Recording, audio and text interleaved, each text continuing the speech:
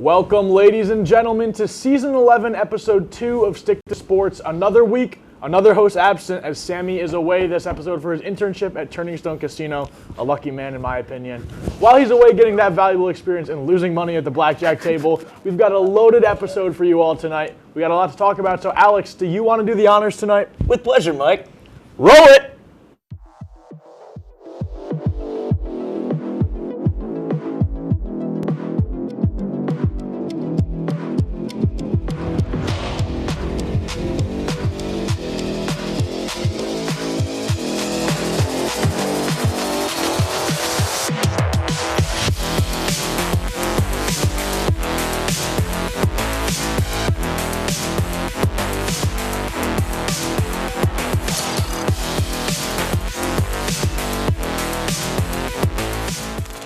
All right, boys, we're going to start off on the ice and take a trip to Milano Cortina as we were treated to an all-time classic between the United States and Canada in the men's ice hockey gold medal game. Alex, how exactly did Team USA manage to win their first gold medal since the Miracle on Ice all those years ago? Well, Mike, despite Jack Hughes delivering the final goal in OT and one of the most iconic pictures in all of sports history, I think the U.S. really benefited from the absence of Sidney Crosby. Obviously, you got to go out and play despite who's on the ice no matter what. But Crosby's experience not being on that ice showed immensely, especially early on. The U.S. were able to win this game. Because of getting out early and scoring that first goal, really setting the tone. They even were able to survive a 5-on-3 power play for 93 seconds. Connor Hellebuyck, who delivered the best American performance in the Olympics since 1980, he was averaging 5.4 goals per, or Canada was averaging 5.4 goals per game heading into the finals,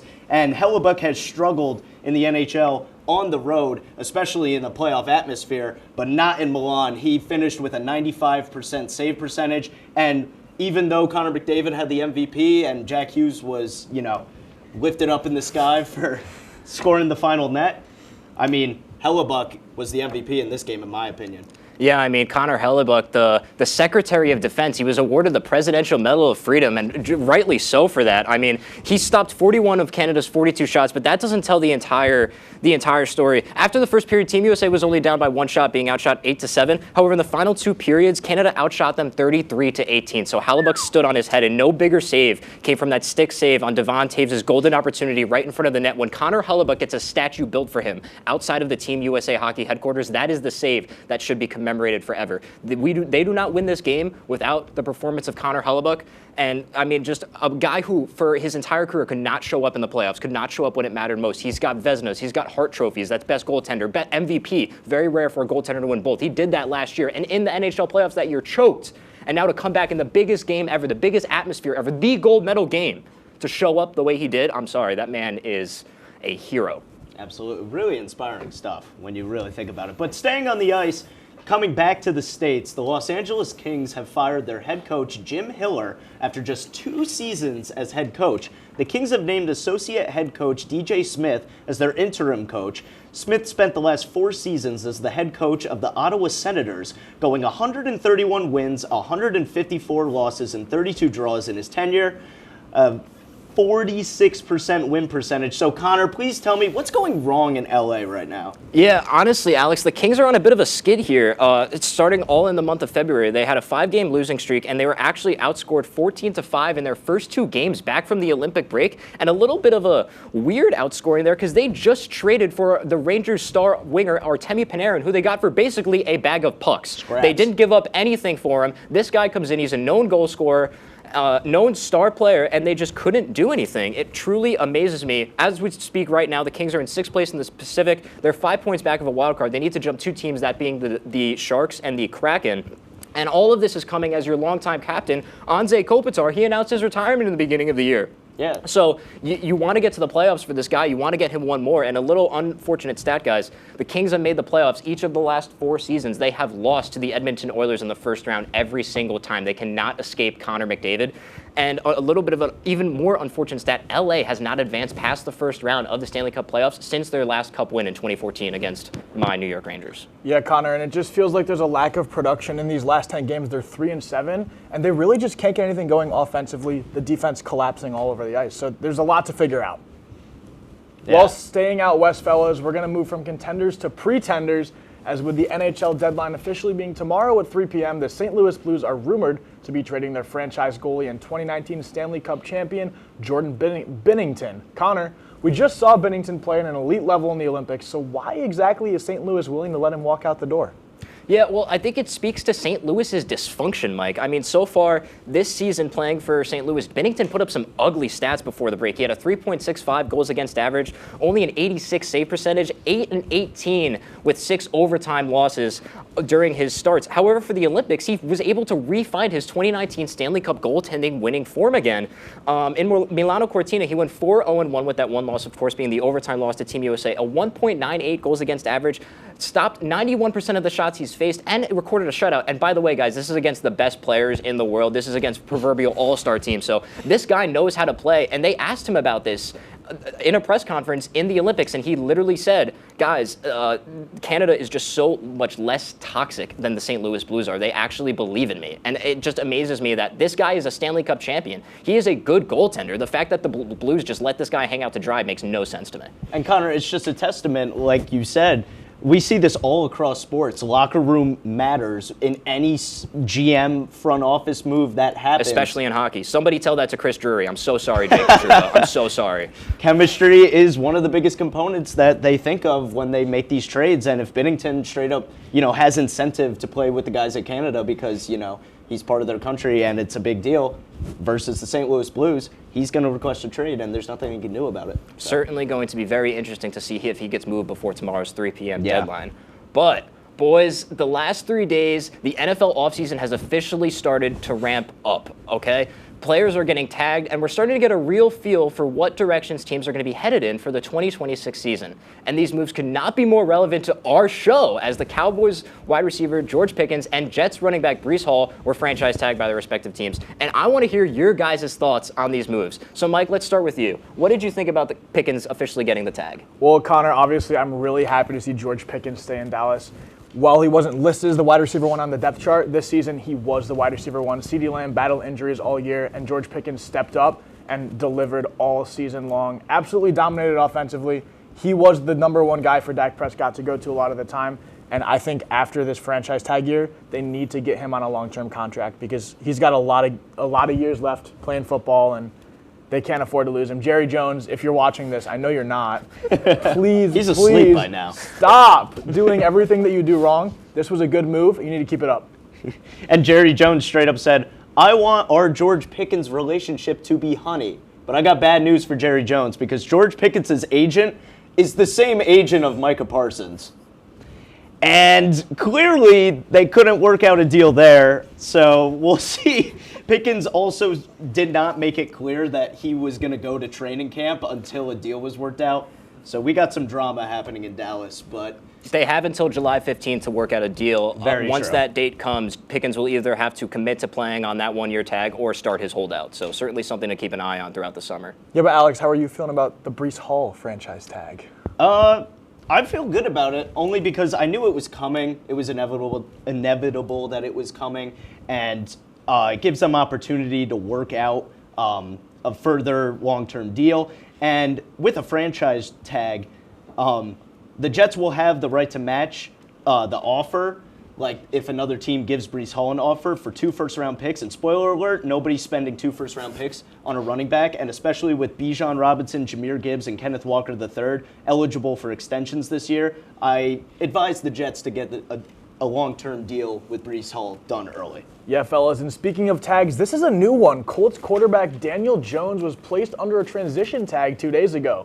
The transition tag is much rarer than a franchise tag, as Jones will have the opportunity to meet with other teams in the offseason, but the Colts are getting the final say to match those offers.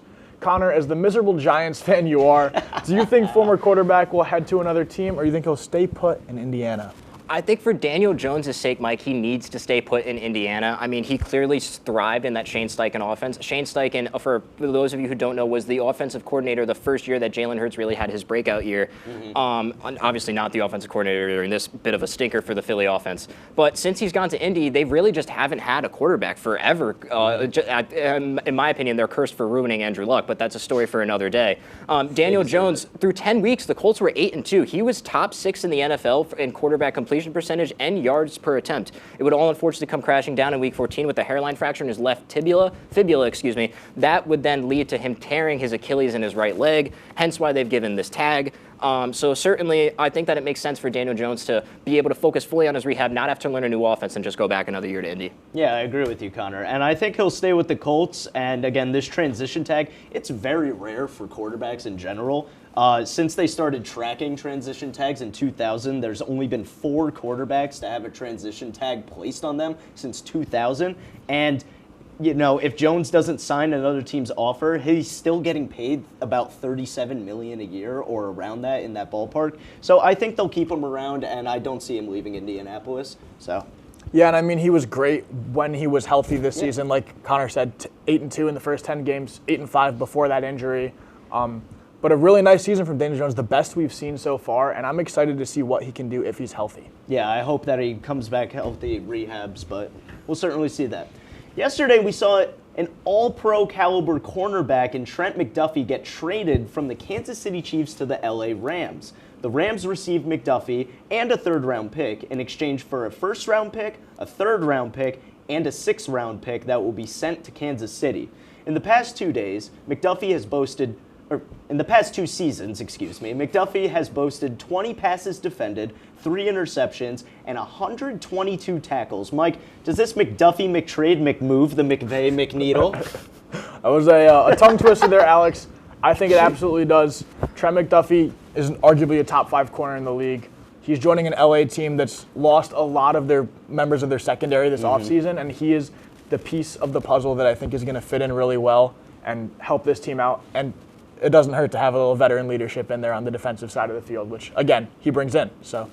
Couldn't agree more. Yeah, Trent McDuffie, former All-Pro just last year, so certainly still a very top corner in the league, even though he had a bit of a down year. A little bit of an interesting tidbit, Chiefs GM Brett Veach, this is the second top corner that he has traded in the past 3 seasons, with trading away L'Jarius Sneed in 2024 to the Tennessee Titans. Both of these guys were on contract years, and he refused to pay them. Interestingly, Patrick Mahomes also tweeted out both times with his displeasure with these moves. So certainly something to keep an eye on, but huge shout out to the Rams. They gave away their 29th overall pick, but were still able to hold on to their 13th overall pick this year in the first round draft that they got from trading back with the Falcons last year. So they pick up an all-pro corner and get to keep their higher pick to potentially spend on another defensive back, with them losing 4 in free agency. Yeah, and like we were saying, you know, the Rams seem like they're allergic to their first-round picks, and they give them away. But then when they do it, they draft somebody like Jared Verse, who... So it all works out. So it all works out for LA. They'll never go away. Yeah, fellas, and even more recently, 4-time 1,000-yard wide receiver DJ Moore was traded to the Buffalo Bills this morning. Moore has spent his last 3 seasons with the Chicago Bears, putting up 20 touchdowns over the course of his tenure. The Buffalo Bills traded a second-round pick for Moore, giving Josh Allen a clear number 1 option at wide receiver.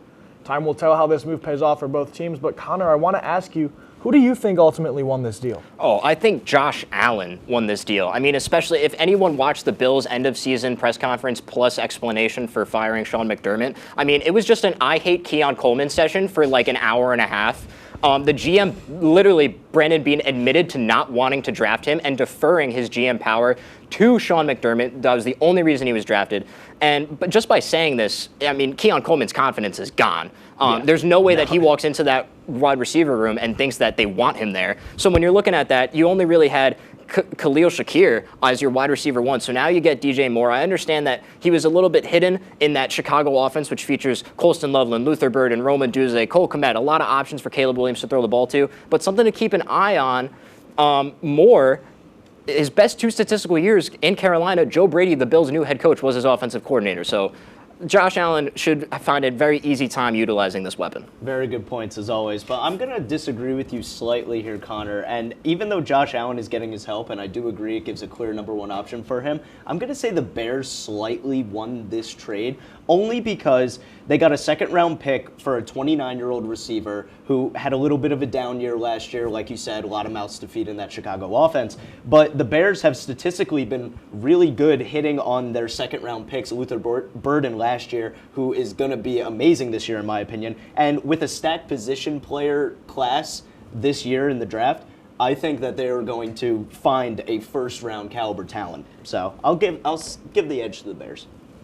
But in addition, before we head to break, I want to go for our second AJK's Lay of the Day. Welcome back, everybody, to the Lay of the Day. Our first Lay of the Day missed by one Kawhi Leonard assist. Very bad beat, but nevertheless, regardless, the reads were there. And we're going to throw it to this week's Lay of the Day. We have a 5-leg parlay instead of a 4-leg. A little bit less here. It's plus 250 instead of plus 400 like 2 weeks ago. We have, starting off, Nuggets Lakers. We got Nuggets money line. Nuggets -5 in this game. The Nuggets are at home. They're very good at home, and the Lakers defense has been really struggling recently. I expect the Nuggets to take this one easily. Luka, 6+ assists. Luka gets doubled a lot, especially a team like the Nuggets. I had Kawhi Leonard assist last time, but Luka Doncic 6+ assists. Heading into it, we have Jokic, points or rebounds plus assists over 17.5. I expect him to dish, and I expect him to get rebounds over DeAndre Ayton. Rui Hachimura, 5+ points. The Lakers are going to hound on the perimeter. They're going to hound Luka, Reeves, LeBron. I expect Rui to be open in the corner and at least knock down 2 shots. And finally, the last leg, Jamal Murray, 2+ made threes. He always torches the Lakers. Lakers are 28th in the league at defending the 3. I expect Jamal Murray to be firing. But that's AJK's Lay of the Day. Remember to tail responsibly. Plus 257 with the profit boost on FanDuel. And we will report back to try to get even after our loss 2 weeks ago. All right. Well, thank you for the picks, Alex. We're going to take a quick break here on Stick to Sports. But when we come back, we'll head right into the fast break and discuss March Madness and the start of the World Baseball Classic and also a potential all-star return for an NBA player. So Stick to Sports. We'll be right back here on WTOP 10. I'm scared of Joe with a bat. Okay. Okay. Let me show you because your team is a failure. You don't know how to score, right? Yeah. Ready? Just like that. That's actually let me show you the Bronx Bomb way of doing it. Ready? Ready? I swear to God. Oh my Everyone. God. All right, put the bat down. All right, this number's like. Sorry, Joe. You're right. Sorry. You're like, hey.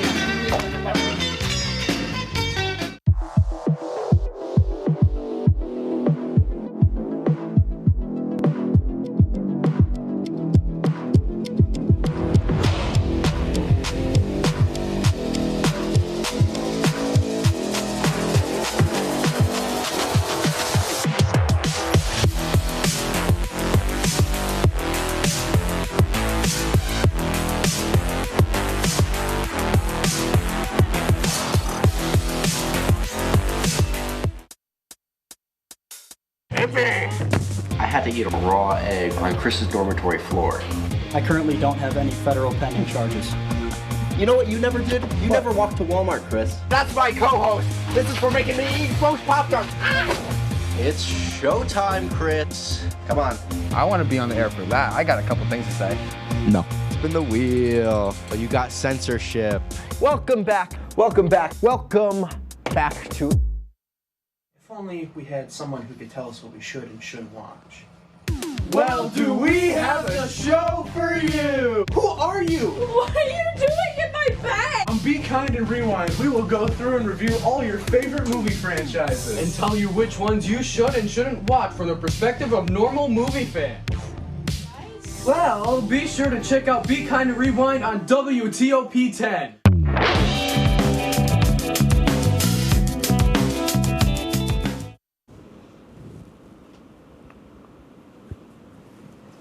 Welcome back into the fast break where the pace is hot, but the questions are hotter. Fellas, let's dive right in. It's that time of year.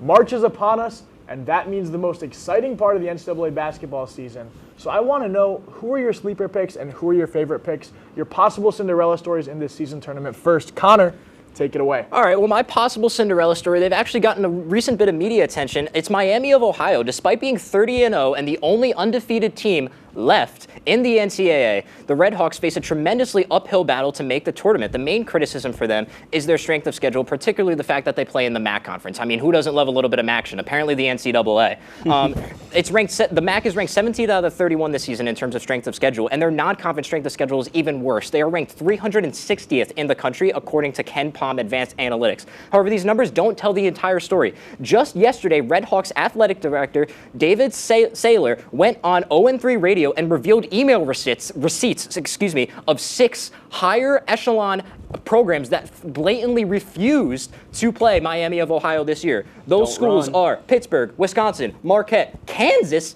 Ohio State, and BYU. Some real blue bloods were just mentioned, folks. And I mean, for the NCAA, at least let these guys have the opportunity to make it to the tournament in the first 4. The fact that we're sitting here and saying that they have to go undefeated to make the tournament as an at-large bid is bonkers. You think Darren Peterson doesn't want the smoke? I think he doesn't. You think if they played Miami, Ohio, he would be a do not play? Anyway, no.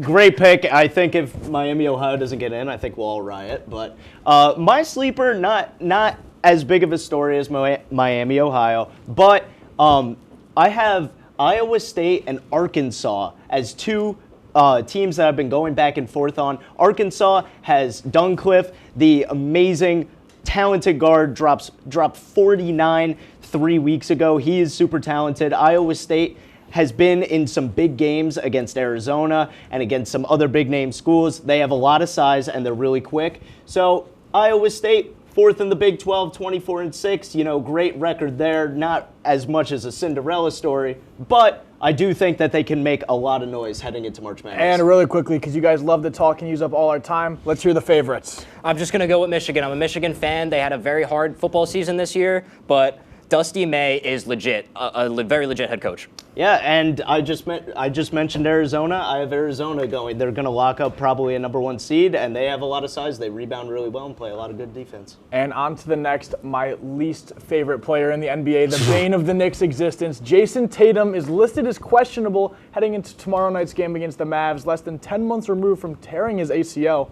What are we thinking, and how are we feeling for both the Celtics as well as the rest of the league? Alex, go ahead. I think, and this is going to be a slightly bit of a hot take, one of the best players in the NBA. I think this might screw up the Celtics' flow a little bit heading into the postseason, only because Jaylen Brown is having the best season of his career, and it's him as a #1 option, dishing the Rockies playmaking better than ever. And with Tatum, this season, especially with all the new pieces, centers, Vucevic and Neemias Queta, these are new faces Tatum hasn't played with, and I just think they've gelled so well as a unit together through Brown. I think it'll screw them up a little bit. I still think they'll succeed in the playoffs, though. Certainly a very interesting piece of information, as the Celtics are currently the 2 seed. Just really quickly, I want to give Jason Tatum his flowers. He has attacked this rehab process all the way to the night that he tore his Achilles. He chose to have surgery less than 24 hours after that, which allowed him to hit the ground running right away. The fact that he is here and probably, according to the Shams notification, going to be starting tomorrow is insane. The fact that he is less than 10 months removed from this injury. Yeah, and some scandal in Atlanta, boys, as Jurickson Profar has once again been suspended for 162 games after testing positive for, quote, exogenous testosterone and its metabolites, a.k.a. PEDs. He'll forfeit the entirety of his $15 million salary and will be ineligible for the postseason. Profar will also be ineligible for the World Baseball Classic, which is already underway. So, guys, what the hell are we doing? What are we doing, Mike? I couldn't have said it any better myself. This is his second PED suspension in less than a year, okay? The first one came out like a couple weeks later into March. So for the way the MLB works, your first suspension, you're suspended 80 games. That's about half the season. This second one, he's forfeiting a full 162. So it shows you that he didn't learn his lesson. If he were to do this again, he'd be banned from baseball for life, which is certainly a very justifiable punishment. I feel bad for the Braves. They signed Profar to a 3-year, $42 million deal after he had a career year with the Padres. And when it's all said and done, Profar will have at least been suspended for half of that contract. Yeah, no, and the fact that Jurickson Profar was going to represent the Netherlands, his home country, not only are you letting the Braves organization down, but you are letting down your country in general. To have, so much disappointment going into you by so many different people, it's embarrassing. And I think Profar is going to have to sit with that for the rest of his life. Yeah, and a bonus in the fast break today as the world Baseball Classic is upon us. Don't worry, Profar is not playing, as we just mentioned. Korea picked up a win over Czechia today, 11-4, but there's a lot of baseball left to play. Tell me more, fellas. Well, boys, this World Baseball Classic is shaping up to be a little bit different. Japan, of course, is the defending champions, but they're missing a few guys on their roster. They don't have their starting pitcher / closer Roki Sasaki or outfielder Laz Newtonbar. They're also missing, Yu Darvish and Kodai Senga. So in my opinion, they're not really favorites to repeat. And also Puerto Rico, a team that looks stacked in the beginning with Francisco Lindor, Carlos Correa, Javi Baez. All three of those guys are missing the tournament. Puerto Rico, in my opinion, is just going to get fed to the Dominican Republic, who is the superior Latin team this year. Yeah, and speaking of the Dominican Republic, Connor, the Dominican Republic team is extremely deep this year. You have O'Neal Cruz coming off the bench for Julio Rodriguez, Juan Soto, and Fernando Tatis. That's a disgusting outfield. And pair that with a lot of solid starting rotation in Brian Bello and Luis Severino and Sandy Alcantara. Yeah, like they have so many pieces flowing around, and the elephant in the room, Team USA, star-studded as well, but we could see USA run into some trouble with just how deep some of these teams are, like the Dominican Republic. It'll be interesting to see going forward. And I've missed baseball so much, fellas. Yeah. I cannot wait for this to start. It is time. Start up again, and then April's almost upon us. We're right there, MLB season around the corner. But let's get into the picks. Yes. It's time to head into extra innings. But let's take a look at the standings first. So far through just 1 week of play, obviously. I wasn't here last week. Sammy's not here this week, but let's put it up on the screen. Yeah, let's check it out. Or not. Or not. We don't have it, we're told. I believe it's a three-way tie for first at 3-0, and then Alex is sitting in dead last at 2-1. The two-time defending champ is in the basement. Will he stay there? Alex Will he in the stay basement. there? Yeah, I'll give you a head start. No, it's all right. All right, boys. Well, we certainly mentioned it earlier, but it's officially time to give you our predictions on, first of all, if Jordan Binnington will be traded, and if to, where. So, Alex, let's start with you. Where do you think he's going? I think he is getting traded. I think he wants to be out of St. Louis, and I think he wants to be somewhere where that Canadian culture carries over. I think he's going to the Montreals. I think he's going to the Canadian Montreals. And, yeah, I think it's as simple as that. He wants to be surrounded by his Canadian culture. Well, guys, Sammy couldn't make it tonight, so I'll speak for myself and peace. him. We both think that he's going to take his talents up to Edmonton and play for the Oilers. Could be a fun one up in Canada. Would be certainly nasty to see him playing with McJesus. Alex, I do have to correct you a little bit. It's the Montreal Canadiens, not the Canadian Montreals. But I'm going to agree with you on that trade. I think he will get traded to Montreal. Shout out Rob Finger for giving me that prediction. And also shout out to Rob for this insight on Montreal's cap situation. They have a guy by the name of Patrick Laine, who is currently the favorite to be traded if they were to get Binnington. So I believe that Laine will get traded, and then they will make room for Binnington, and the Habs will have a playoff goalie for their playoff push so far. There you but go. we're going to switch it up here a little bit and transition to the world of MMA, as this Saturday we will see a rematch 10 years in the making as Max Holloway takes on Charles Oliveira for the BMF title. Alex, who do you see coming out on top? I got Holloway in a knockout in the second round. I think that Oliveira is going to try to force this match to be on the ground, try to focus more on grappling. But I think Holloway will keep him at bay a little bit, try to use his reach to his advantage, keep this match standing, and I think he'll ultimately come away with a knockout in the second round. Yeah, Alex, I'm going to agree with you on the knockout. I think it's going to take up until the third round for Holloway. But again, you kind of took all the words right out of my mouth. It should be a really good fight here between these two, and I'm excited for it. Yeah. And Sammy, the only one straying away from the pack, going with an Oliveira KO. Sometimes that's the move. Sometimes We've seen that's the move. Before. He didn't give us any sort of elaboration on that, so unfortunately can't really touch on it too much. Maybe we'll ask him on next episode. But finally, with Team USA opening their pool play tomorrow night versus Brazil, it's time for us to give you our picks for the 2026 World Baseball Classic. Mike, let's start with you. Who do you see as the last country standing? You guys might kill me for this one. They won it last time around. I don't see it being any different. Give me Japan. They have so many weapons. I don't care that they have guys missing. They have Shohei Ohtani. That's all you need. Glaze. Get this guy the password to the MLB The Show Instagram account, because he's got enough Shohei glaze to run it. We get it. He's #1 in the MLB every year. Yeah, dude. I'm going to switch it up here a little bit. I'm going to go Team USA. I think that their strength of the rotation this year, in 2023, their best pitchers were Adam Wainwright and Miles Mikolas. Now they've got Skeens, Webb, McLean, and Skubal. I got Team USA. This is Judge's team, baby. Give it to Team USA. He's already hitting bombs against the Rockies. But that's all the time that we have on this episode of Stick to Sports. Be sure to tune in 2 weeks right now, right here on WTOP. WTOP. Take the bump, Good night, everybody. I love speaking.